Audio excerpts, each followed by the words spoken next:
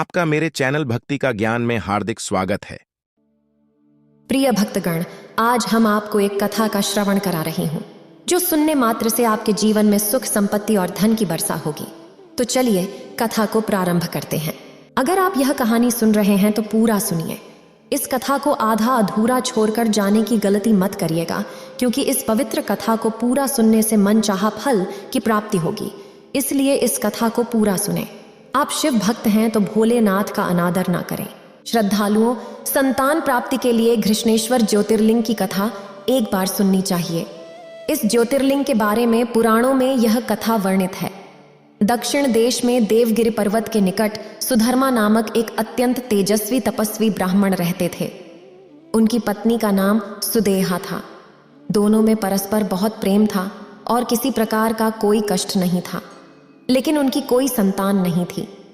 ज्योतिष गणना से पता चला कि सुदेहा के गर्भ से संतान उत्पन्न नहीं हो सकती। सुदेहा संतान की बहुत इच्छुक थी और उसने सुधर्मा से अपनी छोटी बहन से दूसरा विवाह करने का आग्रह किया। पहले तो सुधर्मा को यह विचार पसंद नहीं आया, लेकिन अंत में वे पत्नी की जिद के आगे झुक गए। उन्होंने अपनी पत्नी की छोटी बहन घुष्मा से विवाह किया और उसे घर ले आए। घुष्मा अत्यंत विनम्र और सदाचारी स्त्री थी और भगवान शिव की अनन्य भक्त थी। वह प्रतिदिन 101 पार्थिव शिवलिंग बनाकर हृदय की सच्ची निष्ठा के साथ उनका पूजन करती थी। भगवान शिव की कृपा से थोड़े ही समय बाद उसके गर्भ से एक सुंदर और स्वस्थ बालक का जन्म हुआ। बच्चे के जन्म से सुदेहा और घुष्मा दोनों ही अत्यंत प्रसन्न थे और उनके दिन खुशी खुशी बीत रहे थे। लेकिन थोड़े ही दिनों बाद सुदेहा के मन में एक कुविचार ने जन्म ले लिया। वह सोचने लगी कि इस घर में अब उसका कुछ भी नहीं है और सब कुछ घुष्मा का है। धीरे धीरे यह कुविचार उसके मन में बढ़ता गया। इधर घुष्मा का बालक भी बड़ा होकर जवान हो गया और उसका विवाह हो गया। एक दिन सुदेहा ने घुष्मा के युवा पुत्र को रात में सोते समय मार डाला और उसके शव को उसी तालाब में फेंक दिया जिसमें घुष्मा प्रतिदिन पार्थिव शिवलिंगों को विसर्जित करती थी। सुबह होते ही सबको इस घटना का पता चला। पूरे घर में शोक छा गया। सुधर्मा और उनकी पुत्र वधू फूट फूट कर रोने लगे, लेकिन घुष्मा नित्य की भांति भगवान शिव की आराधना में तल्लीन रही। पूजा समाप्त करने के बाद वह पार्थिव शिवलिंगों को तालाब में विसर्जित करने गई और जब वह लौट रही थी, उसी समय उसका पुत्र तालाब से निकलता हुआ दिखा और उसके चरणों में गिर पड़ा। उसी समय भगवान शिव भी वहां प्रकट हुए और घुष्मा से वर मांगने को कहा। भगवान शिव सुदेहा की घृणित करतूत से अत्यंत क्रोधित थे और अपने त्रिशूल से उसका गला काटने को तैयार थे। घुष्मा ने हाथ जोड़कर भगवान शिव से कहा, प्रभो, यदि आप मुझ पर प्रसन्न हैं तो मेरी उस अभागिन बहन को क्षमा कर दें। उसने अत्यंत जघन्य पाप किया है, किंतु आपकी दया से मुझे मेरा पुत्र वापस मिल गया है। अब आप उसे क्षमा करें। मेरी एक प्रार्थना और है, लोक कल्याण के लिए आप इस स्थान पर सर्वदा के लिए निवास करें। भगवान शिव ने उसकी दोनों बातें स्वीकार कर लीं और ज्योतिर्लिंग के रूप में प्रकट होकर वहीं निवास करने लगे। सती शिव भक्त घुष्मा के आराध्य होने के कारण वे यहाँ घुष्मेश्वर महादेव के नाम से प्रसिद्ध हुए। घुष्मेश्वर ज्योतिर्लिंग की महिमा पुराणों में बहुत विस्तार से वर्णित की गई है। उसी पुराणों में एक समय की बात है। नागपुर नगर में एक धनी व्यापारी रहता था। उसका व्यापार दूर दूर तक फैला हुआ था और नगर के सभी लोग उसका बहुत मान सम्मान करते थे। इतना सब कुछ होने पर भी वह व्यापारी अंतर्मन से बहुत दुखी था, क्योंकि उसका कोई पुत्र नहीं था। दिन रात उसे एक ही चिंता सताती रहती थी कि उसकी मृत्यु के बाद उसके इतने बड़े व्यापार और धन संपत्ति को कौन संभालेगा। पुत्र प्राप्ति की इच्छा से वह व्यापारी प्रत्येक वर्ष सावन में भगवान शिव की व्रत पूजा करता था। सांझ काल में वह शिव मंदिर जाकर भगवान शिव के सामने घी का दीपक जलाता था। उसकी भक्ति देखकर एक दिन पार्वती जी ने भगवान शिव से कहा, हे प्राणनाथ, यह व्यापारी आपका सच्चा भक्त है। कितने दिनों से यह व्यापार करते हुए आपको बहुत ही विधिवत पूजा करता है। सोमवार का व्रत और पूजा नियमित रूप से करता है। हे भगवान, आपको इस व्यापारी की मनोकामना अवश्य पूर्ण करनी चाहिए। भगवान शिव मुस्कुराते हुए बोले, हे पार्वती, इस संसार में सबको उनके कर्म के अनुसार फल मिलता है। प्राणी जैसा कर्म करते हैं उन्हें वैसा ही फल प्राप्त होता है। इसके बावजूद पार्वती जी ने आग्रह करते हुए कहा, नहीं प्राणनाथ, आपको इस व्यापारी की इच्छा पूरी करनी ही पड़ेगी। यह आपका बहुत अच्छा भक्त है। प्रत्येक वर्ष सावन में आपका विधिवत व्रत रखता है और पूजा अर्चना के बाद आपको भोग लगाकर एक समय भोजन ग्रहण करता है। आपको इसे पुत्र प्राप्ति का वरदान देना ही चाहिए।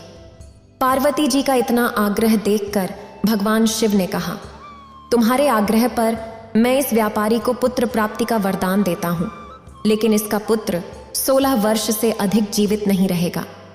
उसी रात भगवान शिव ने स्वप्न में उस व्यापारी को दर्शन देकर उसे पुत्र प्राप्ति का वरदान दिया और यह भी बताया कि उसका पुत्र 16 वर्ष तक ही जीवित रहेगा। भगवान के वरदान से व्यापारी खुश तो हुआ, लेकिन पुत्र की अल्प आयु की चिंता ने उसकी खुशी को नष्ट कर दिया। व्यापारी पहले की तरह सावन में विधिवत व्रत करता रहा। कुछ महीने बाद उसके घर में एक अति सुंदर पुत्र उत्पन्न हुआ। पुत्र जन्म से व्यापारी के घर में खुशियां भर गईं और बहुत धूमधाम से समारोह मनाया गया। हालांकि व्यापारी को पुत्र जन्म की अधिक खुशी नहीं हुई, क्योंकि उसे पुत्र की अल्प आयु का रहस्य पता था।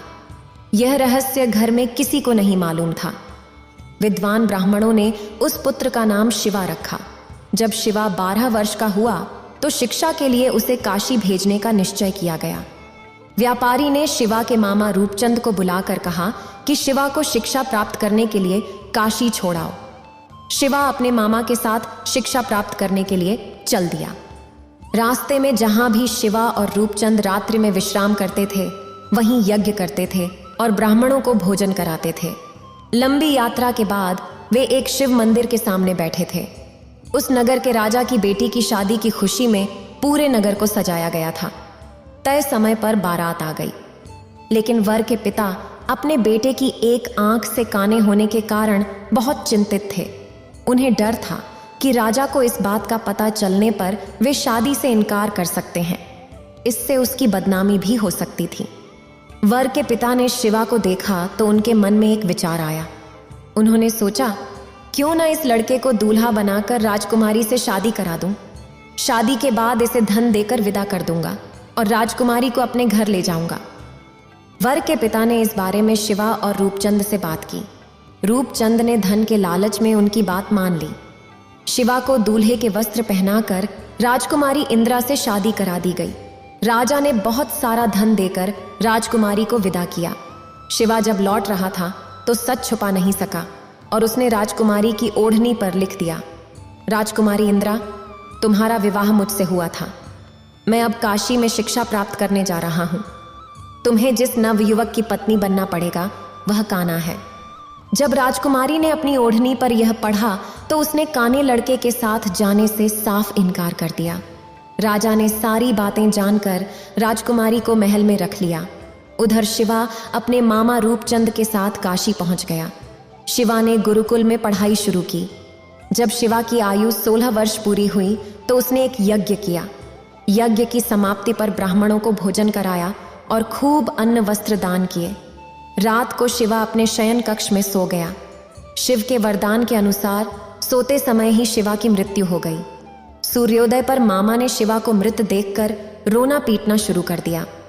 आसपास के लोग भी एकत्र हो गए और शोक व्यक्त करने लगे। मामा के विलाप करने की आवाज समीप से गुजरते हुए भगवान शिव और पार्वती ने भी सुनी। पार्वती ने भगवान शिव से कहा, प्राणनाथ, मुझे इसके रोने के स्वर सहन नहीं हो पा रहे हैं। कृपया इस व्यक्ति के कष्ट अवश्य दूर करें। भगवान शिव ने पार्वती के साथ कहा। अदृश्य रूप में आप शिवा को देख रहे हैं? तो पार्वती जी बोली, यह तो उसी व्यापारी का पुत्र है। मैंने इसे 16 वर्ष की आयु का वरदान दिया था। इसकी आयु तो पूरी हो गई है। पार्वती जी ने फिर भगवान शिव से निवेदन किया, हे प्राणनाथ, आप इस लड़के को जीवित करें, नहीं तो इसके माता पिता पुत्र की मृत्यु के कारण रो रो कर अपने प्राण त्याग देंगे। इस लड़के का पिता तो आपका परम भक्त है। वह वर्षों से सावन में आपको भोग लगा रहा है। पार्वती के आग्रह करने पर भगवान शिव ने उस लड़के को फिर से जीवित होने का वरदान दिया। कुछ ही पल में वह लड़का जीवित होकर उठ बैठा और शिक्षा समाप्त करके शिवा मामा के साथ अपने नगर की ओर चल दिया। दोनों चलते हुए उसी नगर में पहुंचे जहां शिवा का विवाह हुआ था। उस नगर में भी शिवा ने यज्ञ का आयोजन किया था। समीप से गुजरते हुए नगर के राजा ने यह आयोजन देखा। राजा ने शिवा को तुरंत पहचान लिया। यज्ञ समाप्त होने पर राजा शिवा और उसके मामा को महल में ले गया और कुछ दिन उन्हें महल में रखकर बहुत सा धन व वस्त्र देकर राजकुमारी के साथ विदा किया। रास्ते में सुरक्षा के लिए राजा ने बहुत से सैनिकों को भी साथ भेजा। नगर में पहुंचते ही एक संदेशवाहक को घर भेजकर अपने आगमन की सूचना भेजी। अपने बेटे शिवा के जीवित वापस लौटने की सूचना से व्यापारी बहुत प्रसन्न हुआ। व्यापारी अपनी पत्नी के साथ स्वयं को एक कमरे में बंद रखा था। भूखे प्यासे रहकर व्यापारी और उसकी पत्नी बेटे की प्रतीक्षा कर रहे थे। उन्होंने प्रतिज्ञा कर रखी थी कि यदि उनके बेटे की मृत्यु का समाचार मिला तो दोनों अपने प्राण त्याग देंगे। व्यापारी अपनी पत्नी और मित्रों के साथ नगर द्वार पर पहुंचा। अपने बेटे के विवाह का समाचार सुनकर पुत्रवधू राजकुमारी इंदिरा को देखकर उसकी खुशी का ठिकाना न रहा। उसी रात भगवान शिव ने व्यापारी के स्वप्न में आकर कहा, हे श्रेष्ठ, मैंने तेरे सावन में सोमवार के व्रत करने और व्रत कथा सुनने से प्रसन्न होकर तेरे पुत्र को लंबी आयु प्रदान की है। व्यापारी बहुत प्रसन्न हुआ। सावन में सोमवार का व्रत करने से व्यापारी के घर में खुशियां लौट आईं और यही व्रत विधिवत करने से आपकी भी सारी इच्छाएं पूर्ण हो सकती हैं। श्रद्धालुओं, यह कहानी वर्षों पहले के एक नगर की ओर है जहां चंद्रसेन नामक राजा शासन करते थे। वह एक बहुत ही नेक दिल और अपनी प्रजा को खुश रखने वाले राजा थे। यदि किसी को कोई समस्या होती तो राजा तुरंत उसका समाधान कर देते थे। धन संपत्ति और अपार सम्मान के बावजूद राजा की पत्नी दुखी रहती थी क्योंकि वह लंबे समय से संतान प्राप्ति की आकांक्षी थी जो अब तक पूरी नहीं हो पाई थी। राजा भी इस दुख को महसूस करते थे, परंतु उन्होंने कभी इसे अपने ऊपर हावी नहीं होने दिया और पूरे राज्य की सेवा में समर्पित रहे। एक दिन चंद्रसेन राजा के राज्य में एक सिद्ध साधु भ्रमण पर आए। वे गांव-गांव घूमकर लोगों से पूछने लगे कि वे कितने सुखी हैं। हर किसी का उत्तर एक ही था कि हमारे राजा बहुत अच्छे हैं और पूरी प्रजा को खुश रखते हैं। सबकी बात सुनकर साधु राजा के पास पहुंचे। राजा को प्रणाम करके साधु बोले, हे राजन, तुम्हारे राज्य में हर कोई खुश है। यह देखकर मुझे बहुत अच्छा लग रहा है। तुम्हारे काम से प्रसन्न होकर मैं तुम्हें एक टोकरी दे रहा हूँ। ध्यान रखना, यह कोई साधारण टोकरी नहीं है। इसमें जो भी डालोगे वह चीज़ 1 से 2 बन जाएगी। इतना कहकर साधु वहां से चले गए। राजा टोकरी लेकर सीधे रानी के पास पहुंचे और साधु की सारी बातें बताईं। राजा की बात सुनकर रानी ने अपने हाथ से एक कंगन उतारकर टोकरी में डाल दिया। देखते ही देखते कंगन 1 से 2 हो गए। यह देखकर राजा और रानी दोनों हैरान और खुश हुए। दोनों के मन में विचार आया कि अब राज्य में किसी चीज की कमी नहीं होगी और प्रजा की खुशी 2 गुनी हो जाएगी। इस टोकरी से हम अपनी प्रजा की ओर भी सेवा कर सकेंगे। कुछ दिनों बाद रामू नामक एक व्यक्ति अपने परिवार के साथ राजा और रानी से मिलने आया। उसके साथ उसकी पत्नी और नवजात शिशु भी थे। रामू ने सबसे पहले राजा और रानी को प्रणाम किया और बताया कि वे उन्हीं के नगर के निवासी हैं। उन्होंने कहा, आपके संतान न होने का दुख हमसे सहा नहीं जा रहा है, इसलिए हम अपने इस शिशु को आपको देने के लिए आए हैं। इस वक्त से ही आप दोनों मेरे पुत्र के माता पिता हैं। रामू की बात पर राजा कुछ कह पाते, इससे पहले ही रानी ने नवजात शिशु को अपनी गोद में उठा लिया। रानी ने रेखा को धन्यवाद दिया। इन सब के बीच राजा कुछ कह नहीं पाए। राजा को पुत्र प्राप्ति की खुशी तो थी, लेकिन वे रामू और रेखा के लिए चिंतित भी थे। राजा को पता था कि संतान न होने से भी अधिक दुख उसे पैदा करके किसी को दे देने से होता है। इतने सब सोचने के बाद राजा कुछ देर बाद रानी को समझाते हैं कि हम किसी बच्चे को उसके माता पिता से अलग नहीं कर सकते हैं। राजा और रानी की बातें सुनकर रामू और रेखा ने हाथ जोड़कर पुत्र को रखने की प्रार्थना की। इस तरह राजा और रानी दोनों ही रामू और रेखा की बातें सुनकर हैरान हो गए। तब राजा ने सीधे रामू से पूछा, आखिर क्या बात है? तुम अपने बच्चे को अपने साथ रखने की बात सुनकर दुखी हो जाते हो। साफ साफ कहो, क्या परेशानी है? राजा की बातों का जवाब देते हुए रामू ने कहा, महाराज, हमें साफ बताया गया है कि अगर हमारा बच्चा 10 दिन हमारे पास रहेगा तो 11 दिन उसकी मृत्यु हो जाएगी। आज हमारे बच्चे को हमारे साथ 11 दिन हो गए हैं। अगर हम कल इसे अपने पास रखेंगे तो इसकी मृत्यु हो जाएगी। राजा ने इस बारे में सोचने के लिए थोड़ा समय मांगा और रामू व रेखा को कुछ देर राजमहल में आराम करने के लिए कहा। फिर राजा भी इस बारे में सोचने के लिए अपने कक्ष में गए और रानी बच्चे को गोद में लेकर राजा के पीछे चलने लगी। कक्ष में पहुंचकर रानी ने राजा से पूछा, आप आखिर इतने परेशान क्यों हैं? तब राजा ने कहा, मेरे राज्य में रहने वाला कोई भी परिवार मुझे अपनी संतान देकर सारी जिंदगी रोता रहे, यह मुझे हरगिज मंजूर नहीं है। राजा की बात सुनकर रानी भी इस बारे में सोचने लगी। तभी रानी ने कहा, क्यों ना हम इस बच्चे को टोकरी में डालकर 1 से 2 कर लें। फिर इस बच्चे को हम रख लेंगे और दूसरे बच्चे को रामू व रेखा को सौंप देंगे। राजा यह सुनकर खुश हो गए और जल्दी से बच्चे को टोकरी में रख दिया। टोकरी में रखते ही वो नवजात 1 से 2 हो गए। फिर रानी ने जिस नवजात को टोकरी में रखा था उसे उठाया और राजा ने दूसरे बच्चे को उठाया। अब दोनों बच्चे को लेकर राजा और रानी सीधे उस कमरे में पहुंचे जहां रामू और उनकी पत्नी आराम कर रहे थे।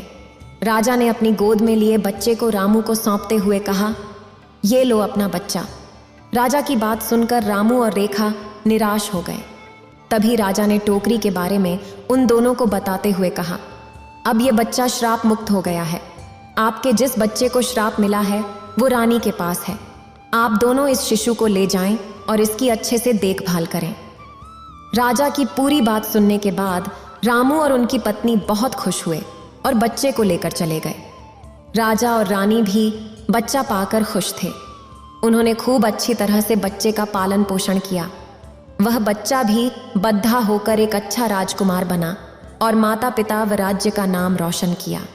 तो श्रद्धालुओं, कहानी से हमें यह सीख मिलती है कि खुद को दुख होने के बाद भी दूसरों की भलाई के बारे में सोचना ही इंसानियत और इंसान का सबसे बड़ा धर्म है। श्रद्धालुओं, एक समय की बात है जब माता पार्वती भगवान शिव से मिलने के लिए जाती हैं और उनसे कहती हैं, प्रभु, आज मैं आपसे 3 प्रश्नों का उत्तर जानने आई हूं। भगवान शिव कहते हैं, हे देवी, तुम निश्चिंत होकर अपने तीनों प्रश्न मुझे बताओ, मैं अवश्य उत्तर दूंगा। माता पार्वती ने कहा, प्रभु, मेरा पहला प्रश्न यह है कि वो कौन सी स्त्री है जिसके भाग्य में पुत्र की प्राप्ति नहीं होती है और वो जीवन भर निसंतान रहती है। दूसरा प्रश्न है, वह कौन सी स्त्री है जो समय से पहले ही विधवा हो जाती है और बिना पति के दुखी जीवन व्यतीत करती है।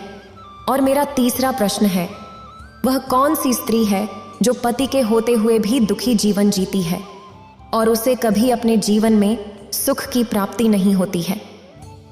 भगवान शिव माता पार्वती के तीनों प्रश्न सुनकर बोले, हे देवी, मैं तुम्हें एक कथा सुनाता हूँ जिसे सुनकर तुम्हें तुम्हारे प्रश्नों का उत्तर मिल जाएगा। माता पार्वती ने कहा, प्रभु, आप कथा सुनाइए, मैं पूरे मन से सुनूंगी। भगवान शिव ने कथा सुनाना आरंभ किया। एक समय की बात है, एक गांव में एक सेठ रहता था जिसके 2 बेटे थे। दोनों की शादी हो चुकी थी। सेठ और उसकी पत्नी बहुत दुष्ट स्वभाव के थे। सेठ का बड़ा बेटा और उसकी पत्नी भी दुष्ट स्वभाव के थे, लेकिन छोटा बेटा और उसकी पत्नी बहुत अच्छे स्वभाव के थे। छोटी बहू अकेले ही घर का सारा काम करती थी और सबके कपड़े भी धोती थी। इतने सब करने के बाद भी सेठ की पत्नी और बड़ी बहू हमेशा उसका अपमान करती रहती थी। सेठ की बड़ी बहू का एक बेटा था, जबकि छोटी बहू को एक पुत्री थी। सेठ की पत्नी हमेशा उस पुत्री को लेकर छोटी बहू को ताने मारती रहती थी। फिर भगवान शिव ने कथा को आगे बढ़ाते हुए कहा, हे देवी, अब मैं उस सेठ की छोटी बहू की कहानी विस्तार से समझाता हूँ, क्योंकि उसकी कहानी से तुम्हें तुम्हारे पहले प्रश्न का उत्तर मिल जाएगा कि वह कौन सी स्त्री है जिसके भाग्य में कभी पुत्र की प्राप्ति नहीं होती। इस कथा को सुनो। सेठ की पत्नी का स्वभाव बहुत ही दुष्ट था, जिससे घर के सभी लोग बहुत परेशान थे। वह अपनी छोटी बहू रूपाली को भी बहुत सताया करती थी। रूपाली घर का सारा काम करती थी, लेकिन सेठ की पत्नी हमेशा उसे परेशान करती और डांटती रहती थी। एक दिन जब रूपाली घर में झाड़ू लगा रही थी तो सेठ की पत्नी ने कहा, इतनी देर हो गई, अभी तक झाड़ू नहीं लगाया। मैं मंदिर जा रही हूँ और जब तक लौटूंगी खाना तैयार होना चाहिए। आते ही मैं खाना खाऊंगी। रूपाली बेचारी घर की साफ सफाई करके खाना बनाने में लग गई। खाना बनाते समय वह मन में सोच रही थी, मैं इतना काम करती हूँ, फिर भी मेरी सास मुझे हमेशा डांटती और परेशान करती रहती है और कभी भी प्रेम से बात नहीं करती। इसी बीच दरवाज़ा खटखटाने की आवाज़ आई। रूपाली ने सोचा कि अभी तो खाना तैयार भी नहीं हुआ और लगता है कि मेरी सासू माँ आज जल्दी मंदिर से लौट आई हैं। उसने दरवाज़ा खोला तो देखा कि एक साधु महाराज खड़े हैं। साधु महाराज ने कहा, बेटी, मुझे बहुत भूख लगी है, कुछ भोजन करा दो। रूपाली ने उत्तर दिया, महाराज, मैं आपको भोजन तो करा देती, लेकिन मेरी सास बहुत दुष्ट स्वभाव की है, वे मुझे बहुत डांटेंगी। अभी वे मंदिर गई हैं और जल्द ही लौट आएंगी। यदि उन्होंने मुझे आपको भोजन कराते देख लिया तो मुझे बहुत मारेंगी, इसलिए मैं आपको भोजन नहीं करा सकती। साधु ने कहा, बेटी, थोड़ा सा ही भोजन करा दो, मैंने सुबह से कुछ नहीं खाया है। साधु की यह बात सुनकर रूपाली को दया आ गई और उसने कहा, महाराज, आप अंदर आ जाइए, मैं आपको भोजन देती हूँ। तो फिर साधु अंदर आ गए और रूपाली ने उन्हें भोजन दिया। साधु भोजन कर ही रहे थे कि अचानक रूपाली की सास मंदिर से घर आ गई। साधु को भोजन करते देख सास बोली, यह मेरा घर है, कोई भोजनालय नहीं जहाँ हर कोई आकर भोजन कर सके। तुमने इस साधु को भोजन क्यों दिया? क्या अन्न मुफ्त में आता है जो हर किसी को अपने घर में बैठाकर खिलाती रहती हो? यह कहते हुए सास ने साधु को धक्के मारकर बाहर निकाल दिया और उसका खाना उठाकर बाहर फेंक दिया। फिर रूपाली से कहने लगी, तूने साधु को भोजन क्यों कराया? अन्न कितना महंगा आता है, तुझे पता नहीं? अब घर के लोग क्या खाएंगे? रूपाली डरते हुए बोली, साधु बहुत भूखा था, इसलिए मैंने उसे भोजन दिया और मैंने अपने हिस्से का भोजन दिया है, इसलिए आज मैं भोजन नहीं करूंगी। इतना गुस्सा क्यों होती हो? भोजन तो मैंने अपने हिस्से का ही दिया है। यह सुनकर सास ने गुस्से में आकर रूपाली को भी धक्के मारकर घर से बाहर निकाल दिया और बोली, जा, अब तुझे भी इस घर में रहने की जरूरत नहीं है, अब कभी मेरे घर मत आना। रूपाली दरवाजे पर बैठकर रोती रही, किंतु सास ने दरवाजा नहीं खोला। फिर रूपाली ने सोचा कि अब उसे अपने मायके ही जाना पड़ेगा। रूपाली अपने मायके जाने लगी और रास्ते में एक घना जंगल पड़ा। भूखी प्यासी रूपाली मायके जा रही थी, तभी बारिश होने लगी। वह जंगल में एक पेड़ के नीचे बैठ गई, लेकिन बारिश की बूंदें उसे भिगो रही थीं। उसने एक और बड़ा पेड़ देखा और बारिश से बचने के लिए उसके नीचे बैठ गई और रोने लगी। तभी उसे एक संत मिले। संत ने पूछा, बेटी, तुम क्यों रो रही हो? रूपाली ने सारी बात बताई। संत ने कहा, वे लोग तुम्हें इसीलिए परेशान करते हैं क्योंकि तुम्हें अभी तक पुत्र की प्राप्ति नहीं हुई है, लेकिन चिंता मत करो, मैं तुम्हें एक पर्ची देता हूं जिसमें पुत्र प्राप्ति का उपाय लिखा है। संत ने उसे एक पर्ची दी और कहा, इसमें लिखे उपाय को यदि तुम पूरी निष्ठा से करोगी तो तुम्हें पुत्र की प्राप्ति अवश्य होगी। इतना कहकर संत वहां से चले गए। रूपाली ने सोचा, यदि मुझे पुत्र हो जाएगा तो मुझे ससुराल में बहुत सम्मान मिलेगा और मेरी सास मेरी इज्जत करेगी। बारिश बंद हो गई और रूपाली ने पर्ची को खोला और पढ़ा। पर्ची में लिखा था कि पुत्र प्राप्ति के लिए स्त्री को हमेशा अपने पति के बाएं ओर सोना चाहिए।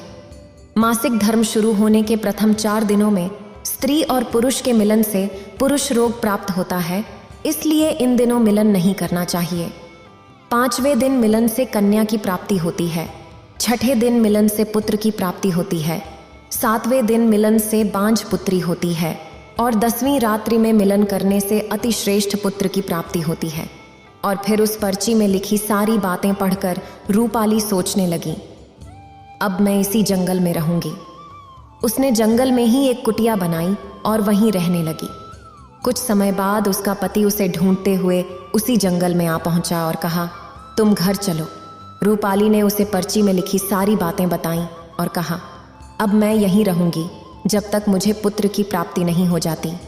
यह सुनकर उसका पति भी उसके साथ जंगल में रहने लगा।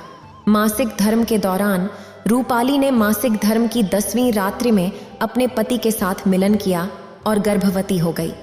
सुबह स्नान करके रूपाली पूजा पाठ करने बैठी थी, तभी उसका पति लकड़ी काटने के लिए चला गया। फिर भयंकर तूफान आया जिससे उसकी झोपड़ी उड़ गई और भारी बारिश होने लगी। बारिश से बचने के लिए रूपाली एक बड़े पेड़ के नीचे जाकर बैठ गई। उस पेड़ पर 2 राक्षसियां रहती थीं जो उस समय बाहर गई हुई थीं। थोड़ी देर बाद वे दोनों राक्षसियां पेड़ पर आकर बैठ गईं और रूपाली नीचे बैठी रही। राक्षसियों ने आपस में कहा, चलो सोने के टापू पर चलते हैं। दूसरी ने पूछा, पर जाएंगे कैसे? पहली राक्षसी बोली, इस पेड़ को उड़ा देती हूं, इसी से चलेंगे। इतना कहकर वे दोनों राक्षसियां पेड़ पर बैठकर सोने के टापू की ओर निकल पड़ीं और रूपाली भी पेड़ की जड़ पर बैठी होने के कारण उनके साथ उड़ने लगी। राक्षसियों को यह पता नहीं था कि पेड़ के नीचे एक औरत भी है। कुछ देर में वे दोनों राक्षसियां सोने के टापू पर पहुंच गईं। जब उन्हें भूख लगी तो वे शिकार करने के लिए पेड़ से उतरकर चली गईं। रूपाली ने भी पेड़ की जड़ से उतरकर सोने के टापू पर पैर रखा और देखा कि वहां सब सोना ही सोना है। उसने जल्दी से अपनी साड़ी के आंचल में जितना सोना भर सकती थी भर लिया और फिर दोबारा से पेड़ की जड़ पर जाकर बैठ गई। कुछ देर बाद दोनों राक्षसियां शिकार करके वापस आ गईं और पेड़ के ऊपर बैठ गईं। फिर वे आपस में कहने लगीं, चलो अब यहाँ से चलते हैं, और पेड़ को लेकर वापस उसी स्थान पर पहुंच गईं। रूपाली तब तक चुपचाप पेड़ की जड़ पर बैठी रही जब तक वे दोनों राक्षसियां वहां से चली नहीं गईं। फिर भगवान शिव ने माता पार्वती से कहानी आगे बढ़ाते हुए कहा, अब ध्यान से सुनना, क्योंकि यहीं से आपको पता चलेगा कि किस स्त्री के भाग्य में पुत्र की प्राप्ति नहीं होती है। माता पार्वती ने कहा, जी प्रभु। तो भगवान शिव ने कहानी जारी रखी। कुछ देर बाद दोनों राक्षसियां वहां से चली गईं और रूपाली उस सोने को लेकर पेड़ के नीचे आ गई। उसने सोचा, मैं यह सारा सोना लेकर घर जाऊंगी, मेरी सास खुश हो जाएगी और मुझे परेशान करना बंद कर देगी, साथ ही मुझसे घर का काम भी नहीं कराएगी। जब रूपाली यह सोच ही रही थी तभी उसका पति जंगल से लकड़ी काट कर वापस आ गया। उसने रूपाली से पूछा, इतना सारा सोना तुम कहाँ से लाई हो? रूपाली ने उसे राक्षसी वाली सारी बात बताई और कहा, चलो अब हम घर चलते हैं। उसका पति बोला, ठीक है, और फिर दोनों घर चले गए। घर पहुंचते ही रूपाली ने अपनी सास को सारा सोना दे दिया। इतना सारा सोना देखकर उसकी सास बहुत खुश हुई और पूछने लगी, तुम इतना सारा सोना कहाँ से लाई हो? रूपाली ने अपनी सास को राक्षसी वाली सारी बात बताई। उसकी सास ने सारा सोना ले लिया और फिर कहने लगी, इतने सोने से क्या होगा? जब वहां पर बहुत सारा सोना था तो तुझे और ज्यादा सोना लेकर आना था, इतना थोड़ा सोना क्यों लाई हो? रूपाली ने कहा, माँ जी, इतना सारा सोना तो है और लाती तो क्या होता? उसकी सास बोली, तुझे और ज्यादा सोना लाना था जिससे हमारी 7 पीढ़ियां बैठकर खाती, फिर भी सोना खत्म न होता। अब इस बार मैं जाऊंगी और बहुत सारा सोना लेकर आऊंगी। रूपाली ने कहा, नहीं माँ जी, वहां मत जाओ, वहां जान का भी खतरा है। सास बोली, नहीं, मैं तो जाऊंगी और बहुत सारा सोना लेकर आऊंगी। इस प्रकार उसकी सास ने उसकी बात नहीं मानी और उसी जंगल में पहुंच गई। वहां जाकर उसी पेड़ के नीचे बैठ गई जहां कुछ दिन पहले रूपाली बैठी थी और राक्षसी उसे उड़ाकर सोने के टापू पर ले गई थी। थोड़ी देर पेड़ की जड़ पर बैठने के बाद दोनों राक्षसियां वहां आईं और उसी पेड़ पर बैठ गईं। फिर एक राक्षसी कहने लगी, आज सोने के टापू पर नहीं बल्कि नदी के किनारे चलते हैं, वहां पर मछलियां खाएंगे। इतना कहकर वह पेड़ को लेकर नदी की ओर चल दी। तभी उसकी सास एकदम से बोल पड़ी, तुम दोनों पेड़ को सोने के टापू पर क्यों नहीं ले जा रही हो? तभी उन दोनों की नजर उसकी सास पर पड़ी और उसकी सास सोचने लगी, मैंने यह क्या बोल दिया? अब तो यह राक्षसी जान जाएगी कि इस पेड़ पर कोई और भी है। फिर उन्होंने देखा कि पेड़ पर एक स्त्री बैठी है, तो दोनों ने पेड़ को जोर से हिलाया जिससे उसकी सांस पेड़ से नीचे गिर गई और उसकी मौत हो गई। उसके बाद जब उसके घर वालों को उसकी मौत का पता चला तो सभी लोग वहां पहुंच गए।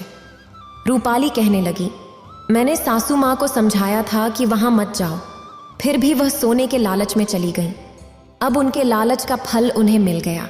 श्रद्धालुओं, कहानी को आगे बताते हुए भगवान शिव कहते हैं, इस तरह उसकी सास की मौत हो गई, इसीलिए हमें लालच नहीं करना चाहिए।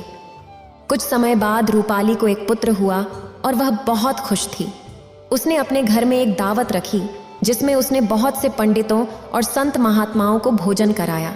सभी संत महात्माओं ने उसे आशीर्वाद दिया। उधर सेठ के बड़े बेटे की बहू, जो हमेशा रूपाली को ताने मारती थी, उसका मुंह हमेशा के लिए बंद हो गया। भगवान शिव माता पार्वती से कहते हैं, मेरी कथा समाप्त हुई, अब मैं तुम्हें तुम्हारे प्रश्नों के उत्तर देता हूँ। तुम्हारा पहला प्रश्न था, कौन सी स्त्री के भाग्य में पुत्र की प्राप्ति नहीं होती है और वह जीवन भर निसंतान रहती है? जो स्त्रियां संत द्वारा दिए गए निर्देशों के विपरीत कार्य करती हैं, उनके भाग्य में पुत्र की प्राप्ति नहीं होती है। जो स्त्रियां अपने पति का आदर नहीं करती और उनसे हमेशा लड़ाई झगड़ा करती रहती हैं, उनके भी भाग्य में पुत्र की प्राप्ति नहीं होती है। इसलिए प्रत्येक स्त्री को अपने पति का आदर और सम्मान करना चाहिए। तुम्हारा दूसरा प्रश्न था, कौन सी स्त्री समय से पहले ही विधवा हो जाती है और बिना पति के दुखी जीवन जीती है? जो स्त्रियां पति के होते हुए भी सिंदूर और मंगलसूत्र नहीं पहनती तथा पति की बात नहीं मानती और पराये मर्दों से संबंध बनाती हैं, वे समय से पहले विधवा हो जाती हैं। इसलिए एक शादीशुदा स्त्री को पतिव्रता जीवन जीना चाहिए। तुम्हारा तीसरा प्रश्न था, कौन सी स्त्री पति के होते हुए भी दुखी जीवन जीती है और उसे अपने जीवन में सुख की प्राप्ति नहीं होती है? जो स्त्रियां सुबह देर से उठती हैं, बिना स्नान किए भोजन बनाती हैं, पूजा पाठ नहीं करती और पति की बिना आज्ञा के कहीं भी चली जाती हैं, वे कभी सुखी जीवन नहीं जीती हैं। इसलिए एक पतिव्रता स्त्री को हमेशा चरित्रवान रहना चाहिए। प्रातःकाल उठकर स्नान कर पूजा पाठ करके भोजन तैयार करना चाहिए, जिससे घर में सुख शांति आए। श्रद्धालुओं, हम आज आपके लिए घृष्णेश्वर ज्योतिर्लिंग की कथा और इससे संबंधित सभी जानकारियों का संपूर्ण इतिहास प्रस्तुत करने जा रहे हैं। भक्तों, कृपया ध्यानपूर्वक सुनिएगा। घृष्णेश्वर ज्योतिर्लिंग भारत के महाराष्ट्र राज्य के औरंगाबाद में एलोरा गुफाओं के पास स्थित है। यह 12 ज्योतिर्लिंगों में से एक है जो भगवान शिव को समर्पित है और यूनेस्को विश्व धरोहर स्थल में शामिल है।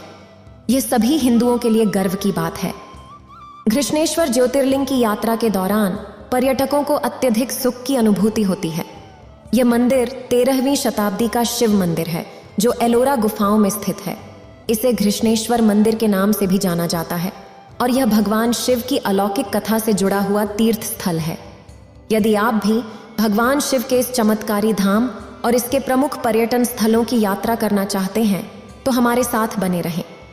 हम इस ज्योतिर्लिंग से जुड़ी सभी जानकारियां आपको देंगे और यह भी बताएंगे कि आप यहाँ कैसे पहुँच सकते हैं। इसके साथ ही हम आपको आसपास के सभी तीर्थ और पर्यटन स्थलों की जानकारी भी देंगे। घृष्णेश्वर ज्योतिर्लिंग मंदिर की स्थापना की वास्तविक तिथि किसी को ज्ञात नहीं है, लेकिन यह माना जाता है कि यह मंदिर 13वीं शताब्दी से पहले निर्मित किया गया था। मुगल साम्राज्य के दौरान यह मंदिर उस क्षेत्र में स्थित था जिसे अब एलोरा गुफाओं के नाम से जाना जाता है। 13वीं और 14वीं शताब्दी के बीच हिंदू मुस्लिम संघर्षों के कारण यह मंदिर क्षतिग्रस्त हो गया था। 16वीं शताब्दी के दौरान वेलूर के प्रमुख के रूप में छत्रपति शिवाजी महाराज के दादा मालूजी भोसले ने इस मंदिर का पुनर्निर्माण करवाया था। हालांकि 16वीं शताब्दी के बाद मुगल सेना ने घृष्णेश्वर मंदिर पर कई बार आक्रमण किया।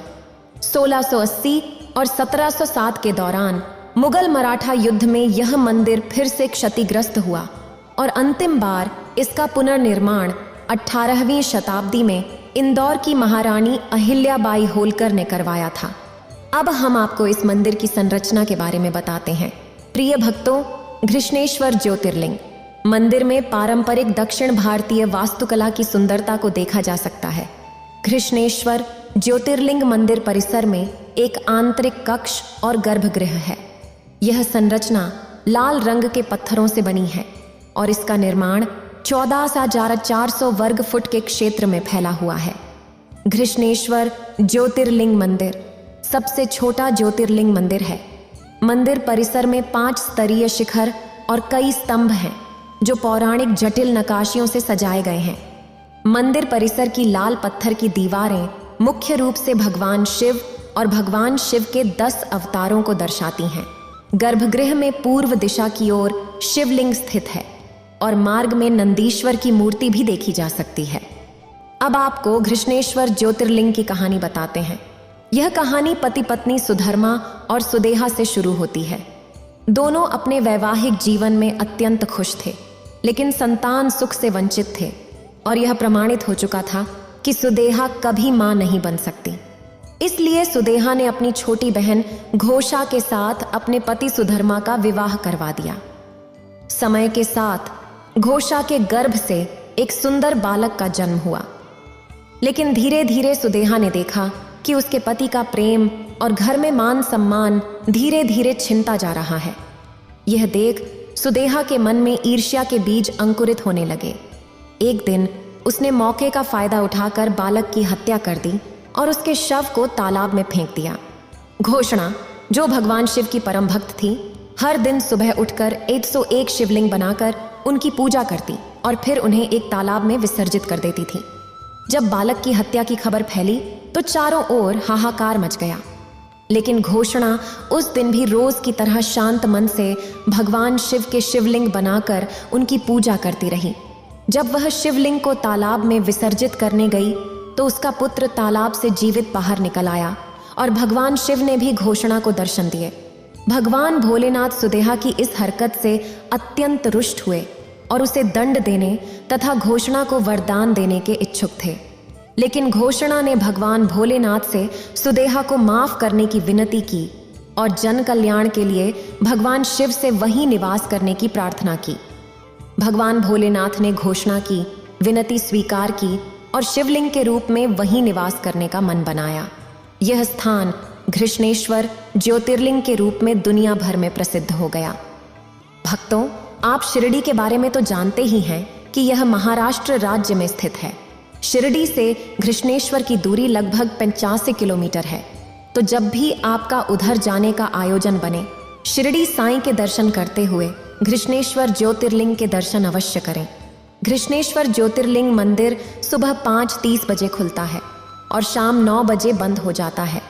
श्रावण मास में, जो अगस्त से सितंबर तक होता है, मंदिर सुबह 3 बजे से रात 11 बजे तक खुला रहता है।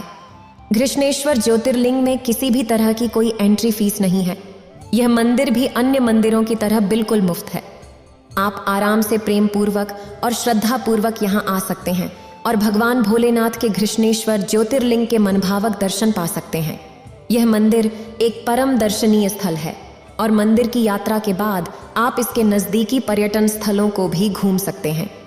हम आशा करते हैं कि हमारी दी गई जानकारी से आप संतुष्ट होंगे। जाते जाते एक और छोटी सी जानकारी देना चाहेंगे। महाराष्ट्र राज्य के औरंगाबाद शहर से लगभग 105 किलोमीटर की दूरी पर स्थित अजंता की प्राचीन गुफाओं के भी दर्शन आप कर सकते हैं। यहाँ के पर्यटन स्थलों में से एक भारतीय गुफा कला का सबसे उत्कृष्ट जीवित उदाहरण है। जनता की गुफाएं वाघुर नदी के किनारे पर एक घोड़े की नाल के आकार की चट्टान को काट कर बनाई गई हैं। इस घोड़े की नाल के आकार के पहाड़ पर 26 गुफाओं का एक संग्रह है। इसके अलावा आप एलोरा की गुफाओं का भी आनंद ले सकते हैं। पास ही स्थित बीबी का मकबरा भी एक महत्वपूर्ण पर्यटन स्थल है, जहां आप घूमने जा सकते हैं। औरंगाबाद में दौलताबाद का किला, बौद्ध की गुफाएं और सिद्ध गार्डन भी दर्शनीय स्थल हैं। इन सभी पर्यटन स्थलों की यात्रा अवश्य करें। जब भी आप घृष्णेश्वर ज्योतिर्लिंग के दर्शन के लिए जाएं, प्रेम से कहिए हर हर महादेव। अगर आपको ये वीडियो अच्छी लगी हो तो लाइक करें और शेयर करें और मेरे चैनल भक्ति का ज्ञान को सब्सक्राइब करें। आपका धन्यवाद।